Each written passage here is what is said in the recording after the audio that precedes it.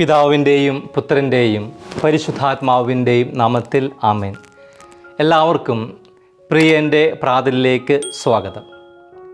യേശുവിൽ പ്രിയം നിറഞ്ഞവരെ, മലയാള സിനിമ മേഖലയെ പ്രകമ്പനം കൊള്ളിച്ച ഒന്നാണ് justice K Hema commission report.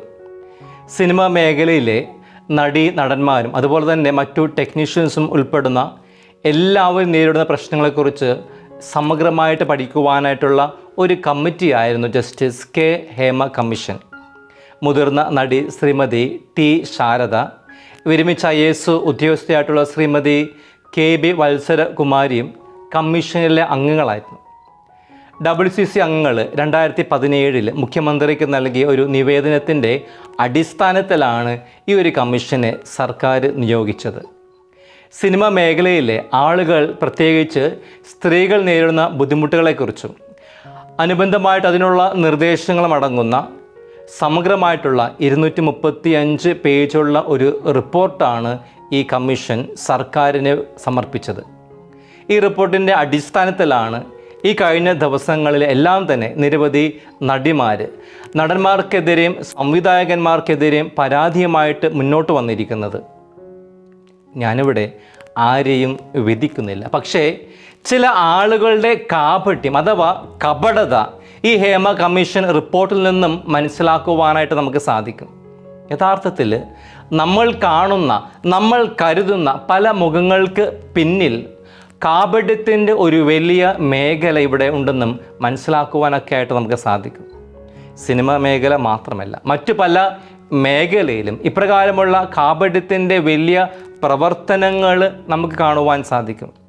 അതേ പ്രിയപ്പെട്ടവരെ, കാപട്യം, കപടത, തിന്മയുടെ ഒരു വലിയ ശക്തിയാണ് ഇത്. ഇന്നത്തെ വചനഭാഗത്തും കാപട്യത്തിൻ്റെ പ്രവർത്തനങ്ങൾ നമുക്ക് കാണുവാനായിട്ട് സാധിക്കും. എന്താണ് വചനഭാഗത്ത് കാപട്യത്തിൻ്റെ പ്രവർത്തനങ്ങൾ?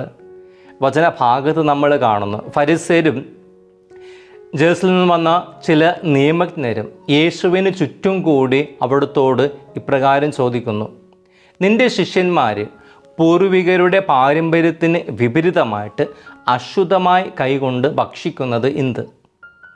ഈ ചോദ്യത്തിൻ്റെ പശ്ചാത്തലം നമുക്ക് വചനഭാഗത്തിൽ നിന്ന് മനസ്സിലാക്കുവാൻ സാധിക്കും. യേശുവിൻ്റെ ശിഷ്യന്മാരിൽ ചിലർ കൈ കഴുകി ശുദ്ധി വരുത്താതെ ഭക്ഷണം കഴിക്കുന്നത് ഫരിസേരും ചില നിയമജ്ഞരും കണ്ടു. തുടർന്ന് യേശുവിലും ശിഷ്യന്മാരും കുറ്റം ആരോപിക്കുവാൻ വേണ്ടി, അവരുടെ പ്രവൃത്തികൾ കുറ്റകരമാണെന്ന് സ്ഥാപിക്കുവാൻ വേണ്ടി പൂർവികരുടെ പാരമ്പര്യത്തെക്കുറിച്ചുള്ള പ്രബോധനം അവർ നൽകുകയാണ്. വചനത്തിൽ നമ്മൾ ഇപ്രകാരം വായിച്ചു കേൾക്കുന്നു: പൂർവികരുടെ പാരമ്പര്യമനുസരിച്ച് ഫരിസേരും യഹൂദരും കൈ കഴുകാതെ ഭക്ഷണം കഴിക്കാറില്ല. പൊതുസ്ഥലത്തു നിന്നും വരുമ്പോഴും ദേഹശുദ്ധി വരുത്താതെ അവർ ഭക്ഷണം കഴിക്കില്ല. എന്നാൽ ഇവരുടെ കാപട്യം നിറഞ്ഞ പ്രവൃത്തികൾ മനസ്സിലാക്കിക്കൊണ്ട് ഈശോ അവരെ വിമർശിക്കുന്നതായിട്ട് നമുക്ക് വചനഭാഗത്ത് കാണുവാൻ സാധിക്കും. യേശു ഏറ്റവും കൂടുതൽ വെറുത്തിരുന്ന ഒരു തിന്മയാണ് കാപട്യം അഥവാ കപടത. ഈശോ തൻ്റെ പരിശുദ്ധ ജീവിതത്തെ കാലത്ത് നിയമജ്ഞരും ഫരിസേരും നിരന്തരം വിമർശിക്കുവാനായിട്ടുള്ള കാരണം അവരുടെ കപടതയായിരുന്നു. അവരുമായിട്ട് പലപ്പോഴും തർക്കത്തിലേർപ്പെടുവാനുള്ള കാരണവും അവരുടെ കാപട്യം നിറഞ്ഞ ജീവിതമായിരുന്നു. നിരവധി തവണ ഈശോ അവരെ വിമർശിക്കുന്നതായിട്ട് നമുക്ക് വിശുദ്ധ ഗ്രന്ഥത്തിൽ കാണുവാൻ സാധിക്കും.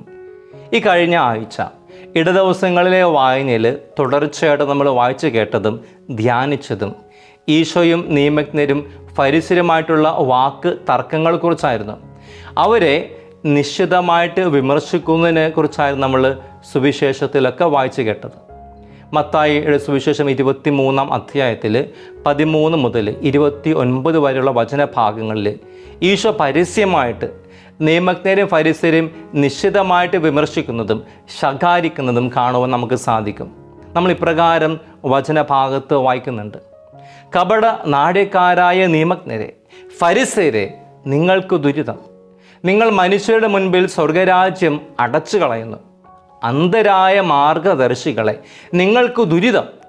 നിങ്ങൾ പറയുന്നു, ഒരുവൻ ദേവാലയത്തെ കൊണ്ട് ആണിയിട്ടാലും ഒന്നുമില്ല, ദേവാലയത്തിലെ സ്വർണത്തെ കൊണ്ട് ആണിയിട്ടാൽ അവൻ കടപ്പെട്ടവനാണ്. കപടനാട്യക്കാരായ നിയമജ്ഞരെ, ഫരിസേരെ, നിങ്ങൾക്ക് ദുരിതം! നിങ്ങൾ തുളസി, ചതക്കുപ്പ, ജീരകം എന്നിവയ്ക്ക് ദശാംശം കൊടുക്കുകയും നിയമത്തിലെ ഗൗരവമേറിയ കാര്യങ്ങളായ നീതി, കാരുണ്യം, വിശ്വസ്തത എന്നിവ അവഗണിക്കുകയും ചെയ്യുന്നു. അന്ധരായ മാർഗദർശികളെ കൊതുകിനെ അരിച്ച് നീക്കുകയും ഒട്ടകത്തെ വിഴുങ്ങുകയും ചെയ്യുന്നവരാണ് നിങ്ങൾ. കപടനാടിക്കാരെ, നിയമജ്ഞരെ, ഫരിസേരെ, നിങ്ങൾക്ക് ദുരിതം. നിങ്ങൾ പാനപാത്രത്തിൻ്റെയും ഭക്ഷണപാത്രത്തിൻ്റെയും പുറം വെടിപ്പാക്കുന്നു, എന്നാൽ അവയുടെ ഉള്ള് കവർച്ചയും ആർത്തിയും കൊണ്ട് നിറഞ്ഞിരിക്കുന്നു. അന്ധനായ ഫരിസയ, പാനപാത്രത്തിൻ്റെയും ഭക്ഷണപാനപാത്രത്തിൻ്റെയും പുറം കൂടി ശുദ്ധിയാക്കുവാൻ വേണ്ടി ആദ്യമേ അകം ശുദ്ധിയാക്കുക. കപടനാടിക്കാരെ, നിയമജ്ഞരെ, ഫരിസേരെ, നിങ്ങൾക്ക് ദുരിതം. നിങ്ങൾ വെള്ളയടിച്ച കുഴിമാടങ്ങൾക്ക് സദൃശരാണ്. കപടനാടിക്കാരെ, നിയമജ്ഞരെ, ഫരിസേരെ, നിങ്ങൾക്ക് ദുരിതം. നിങ്ങൾ പ്രവാചകന്മാർക്ക് ശവകുടീരങ്ങൾ നിർമ്മിക്കുകയും നീതിമാന്മാരുടെ സ്മാരകങ്ങൾ അലങ്കരിക്കുകയും ചെയ്യുന്നു. ഈശോയുടെ ഈ വാക്കുകളിൽ നിന്നുമെല്ലാം വളരെ വ്യക്തമായിട്ട് മനസ്സിലാക്കുവാൻ സാധിക്കും അവിടുന്ന് എത്രമാത്രം കാപട്യം നിറഞ്ഞ പ്രവൃത്തികളെ വെറുത്തിരുന്നുവെന്ന്. ഇന്നത്തെ വചനഭാഗത്ത് നമ്മൾ കാണുന്നു ഈശോ അവരെ വിമർശിക്കുവാനുള്ള കാരണം ദൈവിക നിയമങ്ങളെക്കാൾ ഉപരിയായി അവർ മനുഷ്യനിർമ്മിതമായിട്ടുള്ള പാരമ്പര്യങ്ങൾക്ക് പ്രഥമ സ്ഥാനം നൽകി. ദൈവത്തിൻ്റെ കൽപ്പനകൾ ഉപേക്ഷിച്ച് മനുഷ്യരുടെ കൽപ്പനകൾ പ്രമാണങ്ങളുമായി പഠിപ്പിച്ചു. പാരമ്പര്യങ്ങൾക്ക് അമിതമായിട്ടുള്ള പ്രാധാന്യം നൽകി. യഥാർത്ഥത്തിൽ ദൈവമായ കർത്താവ് മോശ വഴി ഇസ്രായേൽ ജനതയ്ക്ക് നൽകിയത് 10 കൽപ്പനകൾ മാത്രമായിരുന്നു. എന്നാൽ നിയമജ്ഞന് ഫരിസേന് പിന്നീട് ഈ നിയമങ്ങളെ വ്യാഖ്യാനിച്ച് 600-ൽ പരം കൽപ്പനകളായിട്ട് വർദ്ധിപ്പിച്ചു സാധാരണ ജനങ്ങളുടെ ജീവിതത്തെ ദുരിതപൂർണമാക്കി മാറ്റി. അവർ ഈ കൽപ്പനകൾ പാലിക്കാതെ സാധാരണ ജനങ്ങളെ കൊണ്ട് അവയെല്ലാം ജീവിതത്തിൽ അനുവർത്തിക്കുവാൻ വേണ്ടിയിട്ട് ആവശ്യപ്പെട്ടു. അവരുടെ ജീവിതങ്ങളെ ദുരിതപൂർണമാക്കി മാറ്റി.